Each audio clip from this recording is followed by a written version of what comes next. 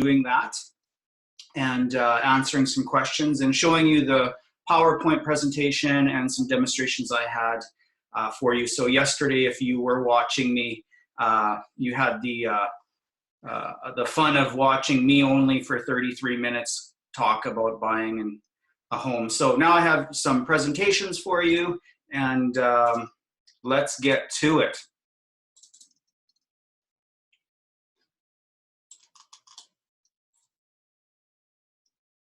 All right, so the basics of buying a home was supposed to be yesterday, but that's okay. We'll get right into it. A couple things to remember. The buying process is different for everybody. I've had clients that have made a purchase of a home in 2 weeks. I've had clients that have taken a year, 2 years to find the right home. So it's different for everybody. So don't feel like you're ever being rushed. Take your time, and when the time is right, we will find the right home for you. Okay, so there's lots of information to cover. The buying process does not take 30 minutes. It takes much longer than that. So what I'm going to do today is just run you through what would happen if you called me and said, hey, Mark, we want to buy a house. We want you to help us. This is basically what happens in the whole process from start to finish.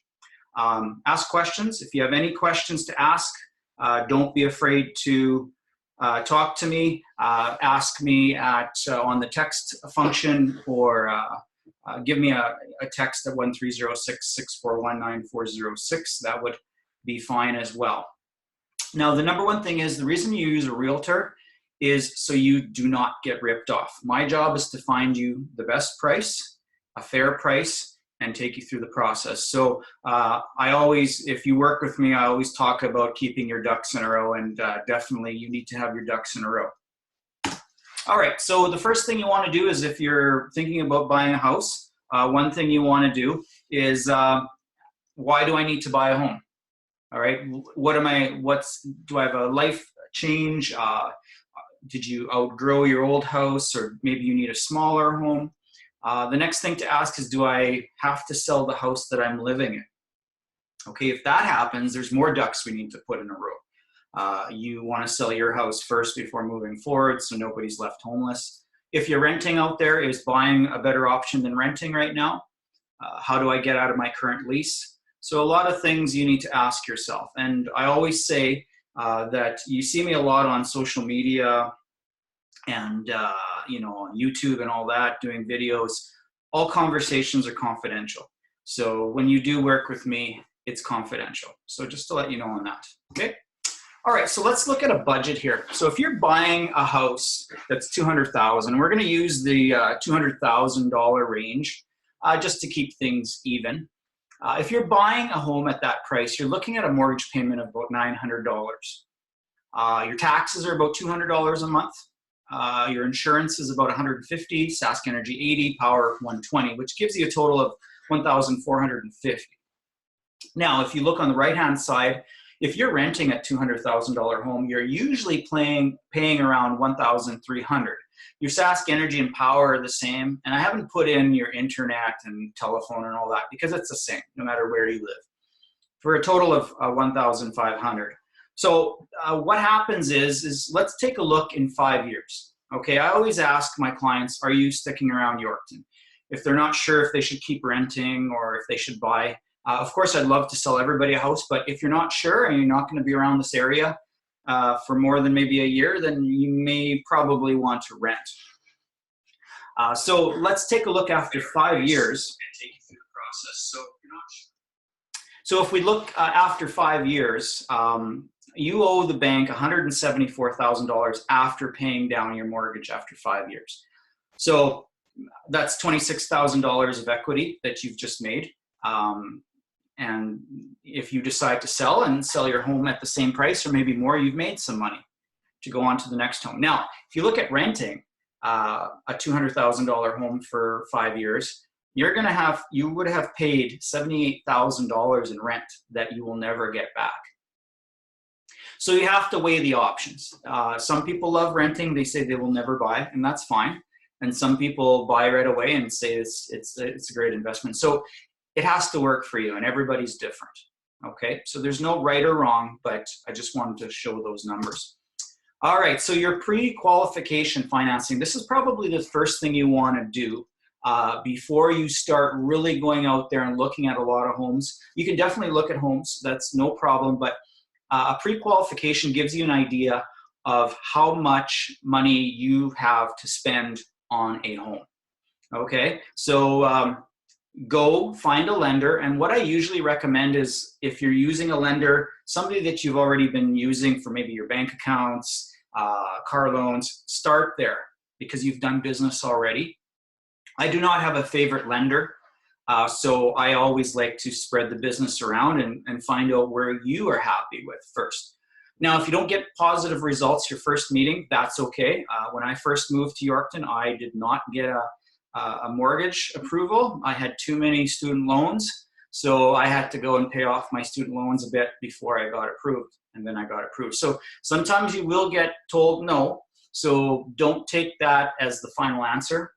Keep going, keep working at it.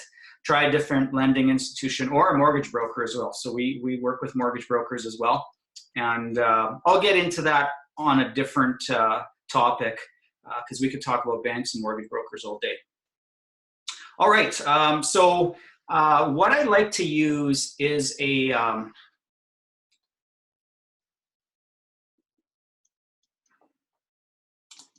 website called ratehub.ca. What it does, it takes all the rates of every lender, and there are more lenders. Your mortgage broker can get you in touch with more lenders as well, but it kind of gives you an overview of what rates are. Posted rates. Now, remember, you can always negotiate rates down. It's depending on your credit rating too, and your history and all that as well. So, always ask for a better discount. I always like to tell my clients to do that. So, if we're looking at a $200,000 home, if we look at the rates here, we're looking at about $929 for a 2.94% rate, and a 2.64 rate would be $899. So that's why I use 900. They're all over the place. So depending on where you go and who you work with. Now, if you're not interested in a $200,000 loan, change that. So say you only want to purchase a $150,000 home. Let's see how that changes. So, we have anywhere from 674 up to 720. Okay, so there's a lot of different rates. So this gives you an idea. Also gives you your down payment. You do have to put 5% down. And then also you have to remember there's lawyer fees and insurance and taxes as well. So you have to add that into your budget. Alrighty. So that's how the pre-qualification works. Now, the next thing I always ask, and you should know as well, and I take you through it, is what are your needs and wants? What kind of style of home would you like? What kind of number of bedrooms, number of bathrooms, your neighborhood, how large of a home. If you have younger kids going to school, do you want to be beside a certain elementary school if you're in a bigger city? Or do you want to just be closer so the kids can walk? Garage, are you interested in 2, 3, 1 car? Does that matter? Your backyard, a lot of people have pets now, so they want a closed backyard. The condition of home, a lot of people are handy and they want a home that they can maybe fix up as they go along.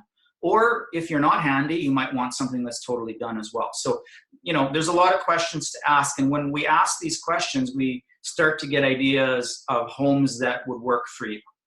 Okay, and also your budget as well. So your budget comes from your pre-qualification. A little bit of trivia right there for you. So if you saw this last night, don't say anything, don't ruin it. Whose house is that? And I'll let you know at the end of this presentation. Okay, the home search.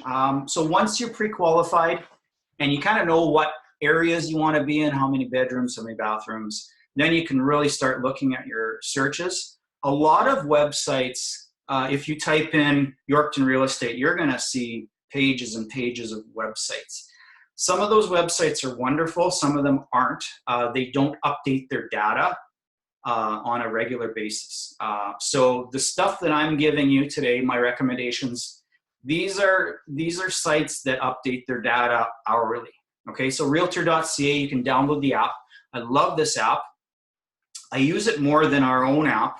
The reason is it's got the function of locations. So if you're driving in your car and you see a house on the street that you want to get more information on, you can hit the location button. It'll zoom in on the map and then it'll pop up and it'll give you the information on the house, the price, basically the write-ups that you would see on a regular listing. The next thing I get you to do is I want you to get on our real estate portal. And what that is it's email listings to you every morning at 6 a.m. If there's anything new, it'll pop an email to you. And the thing I like about that is the listings come to you. All right, you don't have to go searching through all the digital noise and find the right house. They all come to you. And most of the time they come to you before they hit the rest of the websites. Okay, so realtor.ca will probably get it first. And then most likely you'll get that email the next morning. And then some sites take longer to update. So these two I really recommend you doing. I'm going to show you how the real estate portal works. So what I've done is I've set up a real estate portal for myself and my family, and I said I want to find a house between $150,000 and $250,000.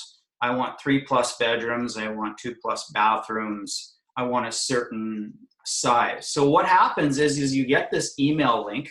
You click on it, and then on the left-hand side you see a map of Yorkton. So these are all the homes that meet my criteria. So if I want to be by the Yorkton Regional High School, and let's just say I click on this one, I want to be close to the high school, then I have 268 Wellington Avenue.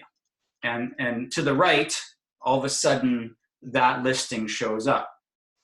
Okay, and I'm thinking, you know what, I'd rather be closer to Highway 10. I work in Esterhazy at the mine. I want to be close to the highway so I can just get on the highway and go. I don't like driving through our city. Okay, so here's one on 223 Allenbrook Drive. So it populates and it shows you on a map. Now the next thing is when you go to the right, you can look at the pictures. So here are the pictures of 223 Allenbrook. Okay, and then if you want to write up on everything else, you just hit the 223 Allenbrook, the address, and that will bring up all your property information. Another thing too, I like to call this the Facebook of real estate. There's a heart here. If you like the property, you can save it as a favorite, save it as a possibility, or you can throw it in the trash. So if this house isn't for you, then you could throw it away. Now, the nice thing about this is I can see which ones you've liked, which ones you've disliked, and which ones you've are a possibility. And that gives me a better idea on where you're at with the search. Also, if you see this film reel here, some agents, including myself, we have virtual walkthroughs. So in this day and age with what's going on in our world, if you don't feel like going and walking through a home, there is a function that I have that you can walk through some of my listings. Okay, so there it is. You can walk through the property. If you have the virtual reality glasses, you can put those on and walk through and look up and down. It's kind of neat. So you have to download an app for that. So that's how that works. And as you can see, if I'm moving my mouse over top of the properties, on the left, we have little highlights on the map. So that's why I like it. I gotta say, people love this. I have clients that have bought a home 2 years ago. They're still on it. They love waking up every morning and looking to see what's available on the market. If something goes for sale, you'll see there's an orange little house right there. That means there's a conditional sale on it. Also, you'll see price decreases and new listings and all that kind of stuff. So that's how that works. All right, so once you've kind of found the homes that you want to look at, we pick 5 to 10 properties and we start looking. Don't ever think you're wasting a realtor's time when you're looking at homes. That's the most important part. everything's important, but always take your time doing this. This is a big price tag, big investment, and you don't want to be just walking through quickly. You want to take your time. The houses that you like will take longer. The houses that you don't like, and you'll know when you walk in. Sometimes they take 5 minutes. You walk in like, nope, this one isn't for me. And then the one you love, you might spend an hour walking around the property. So it all evens out. The one thing is I can show you any property in Saskatchewan. I stick to the Yorkton area. I go as far as in Endeavour, Osherville to the west. I go as far as Saltcoats and to the east, Saltcoats, to the west, Springside, Theodore, and all in between. So I'm all over the place, but that's my area. So don't be afraid to call me about any property. So once you start looking at properties, you want to make notes because after a lot of homes, you will forget which home had the nice hot tub or the heated garage. We like to joke about it and call that getting house drunk when you can't remember which house is which anymore after seeing 8 homes. So it's important to make notes. And as we walk through the house, if this is your first time buying, and second or third time even, I walk you through the important things to look at. So my goal at the end of your house hunting experience, you'll be able to figure out the shingles, what kind of windows there are, the age of the furnace, what kind of electrical panel it is, just so you're comfortable with that. Because once you start, you don't really know what to look at. So that's important to go through the big ticket items, the stuff that'll cost you money if you need to fix. Okay. Now, don't be afraid to make negative comments about the properties. That helps me learn what you're looking for, okay? And I do the same thing. If I don't feel this house is for you, I will let you know. So that's the honesty policy I have is if there's something about it that I don't think would work, I would let you know. It becomes part of the conversation. At the end of the day, you ask yourself, which house can I see myself living in? Or in this day and age, which house can I see myself being quarantined in? So if you don't like any of them, that's okay. We make another list and we keep going.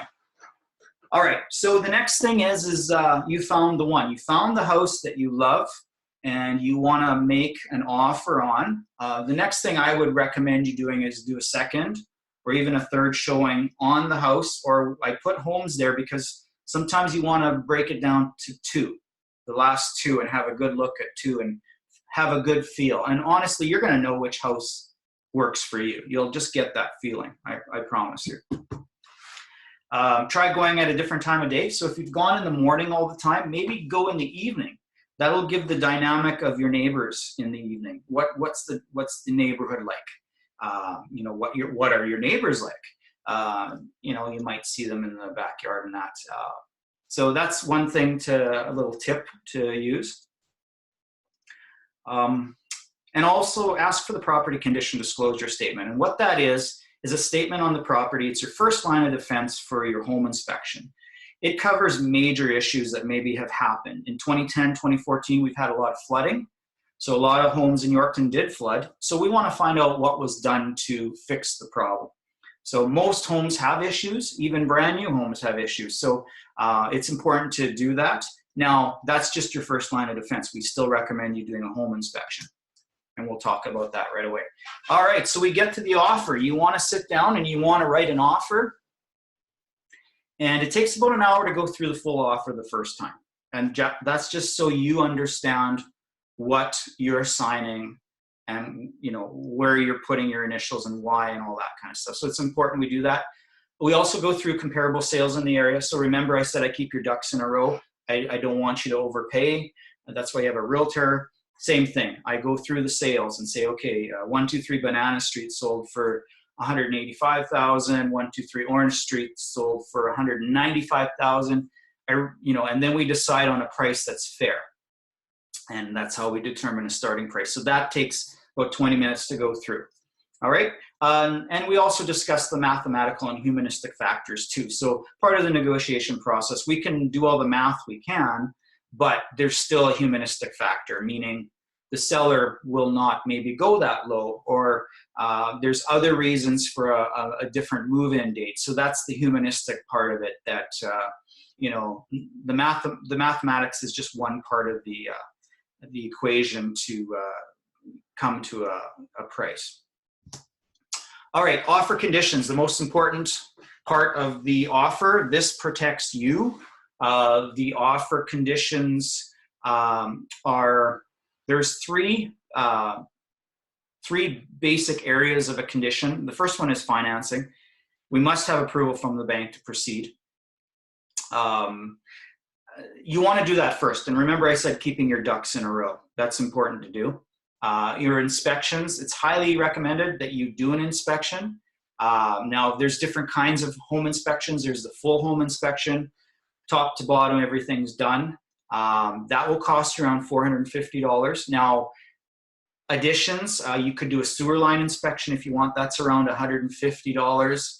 And then the gas line review, we just call Sask Energy in and make sure the gas line isn't running under any major buildings. That's a free service. Other inspections are wood furnace, wood stove inspection. Those are extra. So you're looking at least $450. It's money well spent, and we always recommend you doing it. Okay. Now, other conditions can include reviewing the gas and power bills. Gas bills, normally what happens with gas bills is kind of gives an indication of how well your home is insulated. Extra items, like if you wanted that hot tub included or you wanted that play structure. Also, if you have a home to sell, you want to have it conditional on your home selling. You don't want to be homeless. And also repairs. If you find something in your inspection where that needs to be repaired and you want to negotiate that with the seller, you may want to write that in your conditions and terms as well. So there's more to it than just the 3 minutes I talked about this. So that's something why it takes about an hour to go through the whole process if you want it done right. Okay, other items in the offer, obviously their closing date, when do you want the keys, your items included in the sale. So fridge, stove, washer, dryer are usually common that we leave them now. 20 years ago, people would take them. I don't know why, but it's included now. Air conditioning, sump pump, maybe a play structure in the back, hot tub, all that kind of stuff. Your deposit as well. You have to put a deposit down to make an offer. It's usually a minimum of $1,000, and it could be anywhere from that to half the amount of the house, or even almost all the amount, depending on how much the home is. You do get it returned if your conditions aren't met. If you decide to back out before, you do get it returned. And that's something we will talk about more in the actual offer writing. And also the time for the seller to respond, usually 24 to 48 hours. If it's a house that you think might go and there's other offers, you may want to only give 12 hours. All depends on where the sellers are. Okay, so 3 possible responses I always will prepare you for. The seller does not respond. And the reason the seller didn't respond is probably, most likely, you offered too low, or they may have had another offer that they accepted instead of yours. Okay, so most of the time it's because it's too low. Okay, and we'll talk a little bit more about the humanistic factor of lowballing, we like to call it. You sometimes upset the seller, then they're harder to deal with. So we got to make sure, that's why we go through comparables. And as buyers, we always want the best deal, and that's human nature. Seller accepts offer, that's great. If you make an offer and they accept it, perfect, excellent.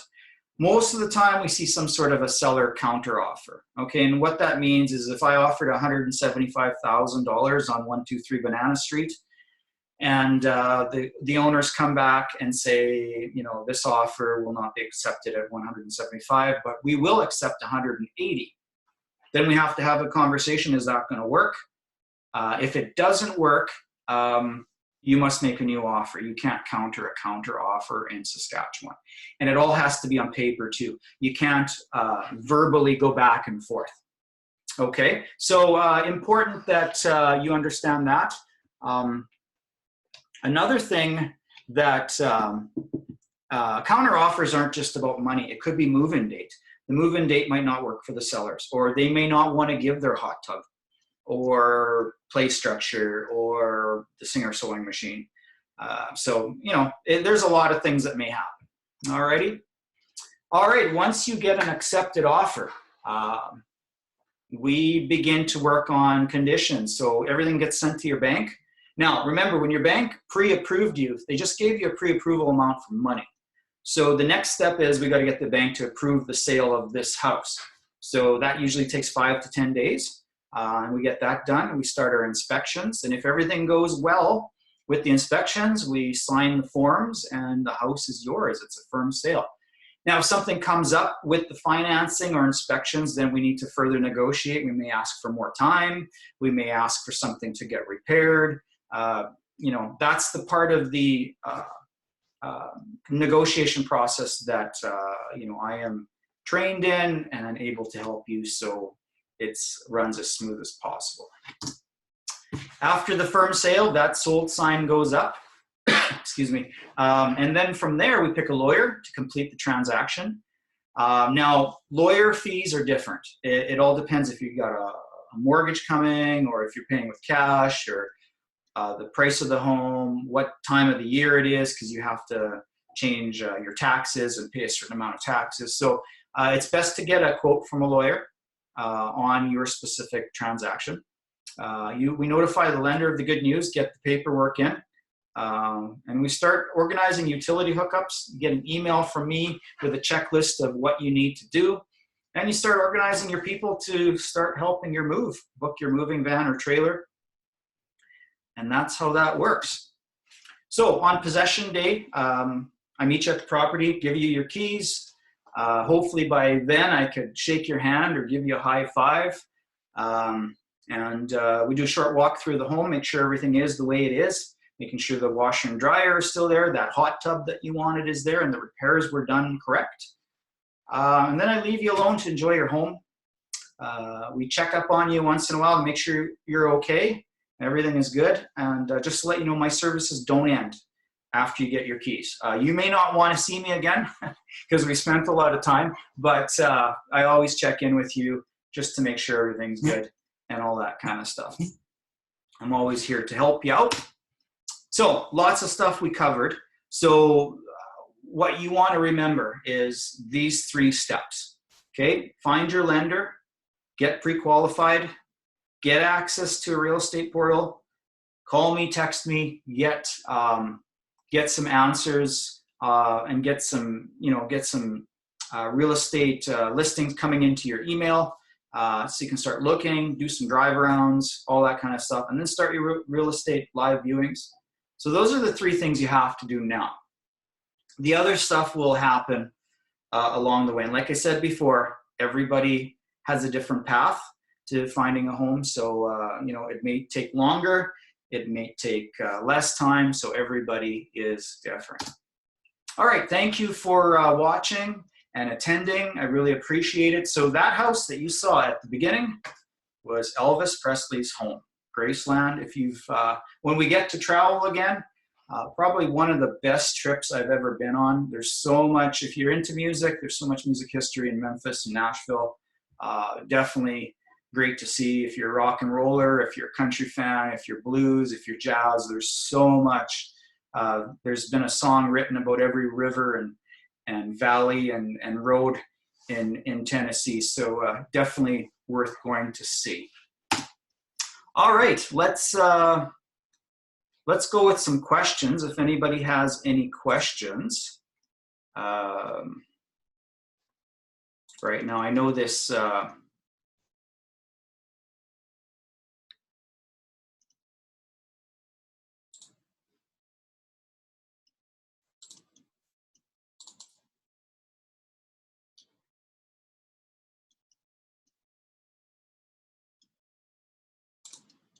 So any questions, let me know.